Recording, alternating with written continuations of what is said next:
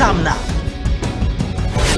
यह खराब हो हालात 365 दिन 24 घंटे हर पल हर वक्त करने आपको खबरों से रूबरू। हम हैं यहाँ, देखें हर खबर सिर्फ वीएन न्यूज पर। नमस्कार, ये न्यूज देख रहे हैं आप। मैं हूं आपके साथ विपुल पांडे। एक बार फिर से कोरोना ने अपना पैर पसारना शुरू कर दिया है और इन दिनों लगातार जो है बीमारियों की तादाद भी बढ़ती जा रही है। इन्हीं सब बातचीत को लेकर आज हमारे साथ मौजूद हैं डॉक्टर कनिष्का जी। बहुत बहुत स्वागत है वीएन न्यूज पे मैम। नमस्कार जी मैम, सबसे पहला मेरा सवाल है कि लगातार जिस तरीके से कोविड अभी बढ़ा था फिर कम हुआ है, एक बार फिर से कोरोना ने अपना पैर पसारना शुरू कर दिया है। जी बिल्कुल ठीक कह रहे हैं आप। पिछले 20 से 25 दिनों में आपने देखा होगा कि कोरोना केसेस की दर दोबारा से बढ़ रही है। साथ ही साथ और भी जो बरसात में सीजनल वायरल फीवर्स और इन्फेक्शन उनकी तादाद भी बढ़ रही है। तो कोरोना के केसेस, जैसे आपको सभी को पता है कि अब जो लॉकडाउन है वो प्रैक्टिकली अब एग्जिस्ट नहीं करता है और नॉर्मल सी ज़िंदगी में आ गई है। तो केसेस अप एंड डाउन अब आते ही रहेंगे। ऐसी वेव्स का आगे भी चलन बनेगा। तो हमें बस ध्यान रखना है कि हमें अपने आप को सेफ गार्ड करना है, क्योंकि ज़िंदगी तो वैसे ही चलेगी। हम दोबारा से इतनी सारी चीज़ें लॉकडाउन नहीं कर सकते हैं इन बीमारियों के लिए। बट आई थिंक हर एक इंसान को सजग होना पड़ेगा कि वो अपने स्वास्थ्य पे ध्यान दे, और अगर उसको कोई बुखार जुकाम खांसी जैसी बीमारियां हैं तो औरों का बचाव करने के लिए खुद को थोड़ा आइसोलेट कर दे। आई थिंक यही एक चलन आजकल किया जा सकता है।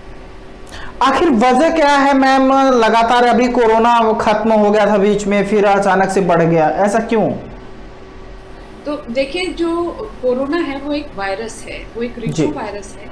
और रिट्रो वायरस की एक प्रवृत्ति होती है कि वो अपनी स्ट्रेन चेंज करते रहते हैं। तो जैसे जैसे केसेस बढ़ते जाते हैं, पुराने केसेस की तादाद कम होती है, लोगों की इम्यूनिटी डेवलप हो जाती है, बट वायरस भी साथ साथ अपनी बॉडी में कुछ चेंजेस लाता रहता है। तो नए नए स्ट्रेन्स आते रहते हैं। तो जो हमारी इम्यूनिटी होती है जो शरीर की, वो क्रॉस इम्यूनिटी कई बार नई स्ट्रेन्स के प्रति नहीं होती है। तो जो नई स्ट्रेन्स हैं उनके प्रभाव के कारण से नए केसेस की तादाद बढ़ती रहती है। बट जो अच्छी चीज़ देखी गई है इस 2022 में कि जितनी त्रासदी कोरोना ने 2021 में करी है, जो करंट स्ट्रेन्स हैं उनके कारण से जो मॉर्टेलिटी है या जो दिक्कतें हैं वो बहुत ज़्यादा नहीं रही हैं। नामुमकिन तो नहीं है कि हम कहें कि बिल्कुल कोरोना चला जाएगा, पर हो सकता है एक साधारण जुकाम खांसी की तरह इसके कुछ स्ट्रेन्स हमारी पॉपुलेशन में हमेशा के लिए बनी रहेंगी। जैसे कि स्वाइन फ्लू में आपने देखा होगा, कुछ तादाद हर साल थोड़े दिनों में आती रहती है। तो इस प्रकार से इस वायरस में भी ये देखा जाएगा। जी मैम, लगातार मौसम बदल रहे हैं तो इसमें भी बुखार हो रहे हैं। तो कुछ लोग मानते हैं कि जैसे सर्दी जुकाम हो गया तो अब कोरोना का एक बार फिर से डर हो गया, तो उनको भी लगता है कि इन्हें कोविड है, इनसे दूर रहना चाहिए। इसके लिए आप क्या कहेंगे? तो ये बिल्कुल स्वाभाविक है। शायद पिछले 2 वर्षों से हम लोग इतने सहम गए हैं, किसी भी साधारण जुकाम खांसी बुखार से चिंतित हो जाते हैं और पहला ख्याल यही आता है कि क्या ये कोरोना तो नहीं है। पर देखिए, ऐसा है कि हर जुकाम खांसी कोरोना नहीं होता है। बहुत और वायरसेस, इन्फ्लुएंजा और भी कई तरह के वायरसेस जो हैं वो हमारी पॉपुलेशन में होते हैं, जिनका सीजनल वेरिएशन होता है। खासकर जब सर्दियों के महीने आते हैं, अक्टूबर नवंबर आने को होता है, तो और भी वायरसेस बढ़ जाते हैं। तो पहली चीज़ तो मैं कहूँगी कि वो लोग जो कि किसी को मॉर्बिडिटी से ग्रस्त हैं, जैसे कि डायबिटिक हैं, हाइपरटेंसिव हैं या और किसी लंबी बीमारी से जूझते हैं, उनको सीजनल वैक्सीन अपनी ऐसे भी लेनी चाहिए।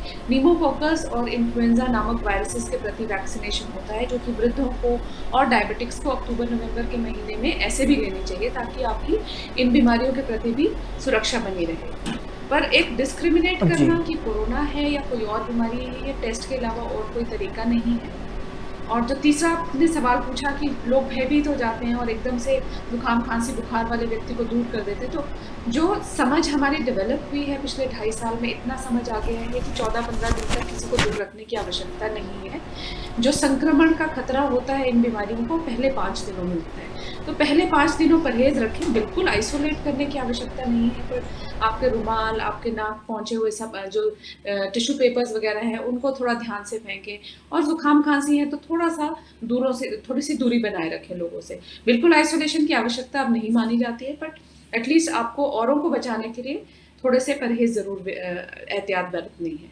अगर इधर दूसरी तरफ अगर बात की जाए कि कुछ लोग कहते हैं कि मौसमी बीमारी है, इन बीमारियों से बचा कैसे जाए?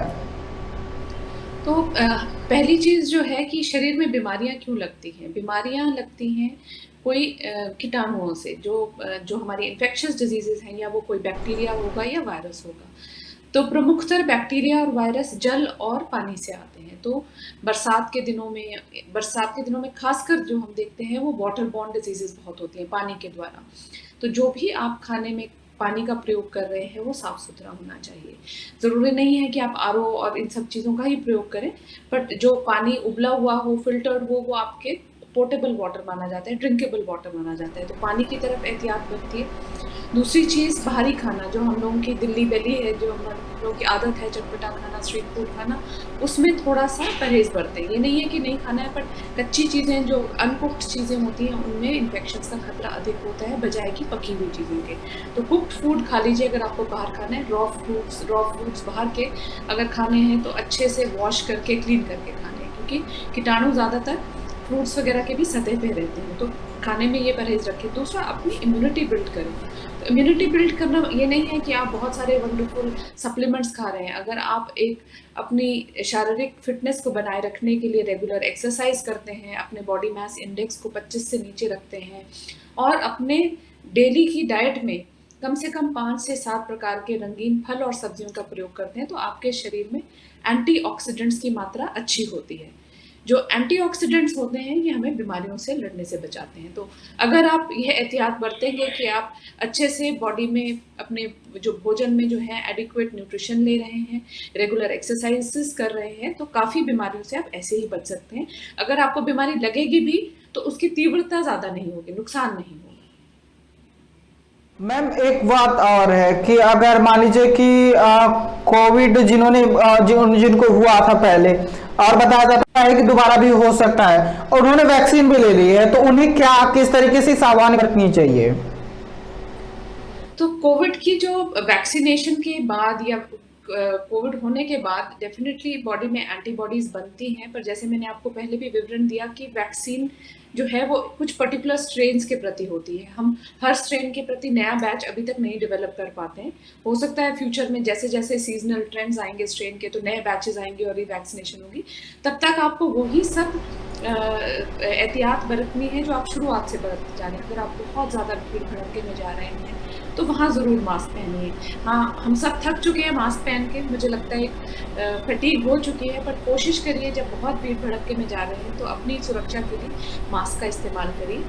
जुकाम खांसी वाले लोगों से थोड़ा सा दूरी रखिए। खांसी उन्होंने आपने हाथ मिलाया, किसी को जुकाम हो रखा, कोशिश करिए कि आप पहले अपने हाथ धो लीजिए, क्लीन कर लीजिए।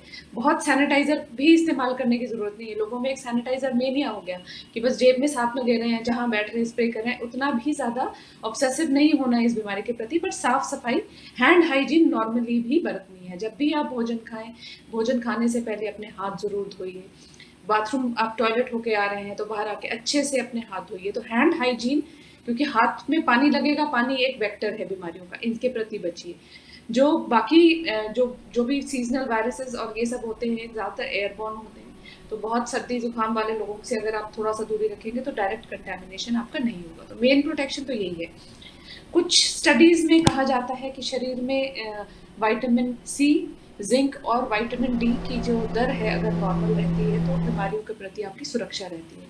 तो कोशिश करिए कि अगर भोजन में आपको नहीं भरपूर मिल पा रहा है इन सब की तादाद, तो फिर आप विटामिन सी या जिंक का सप्लीमेंट ले सकते हैं, खासकर यदि आपको जुकाम हो रहा है तब। हमारे दर्शकों को ये बताइए कि विटामिन सी के लिए उन्हें क्या खाना पड़ेगा, विटामिन डी के लिए उन्हें क्या खाना पड़ेगा?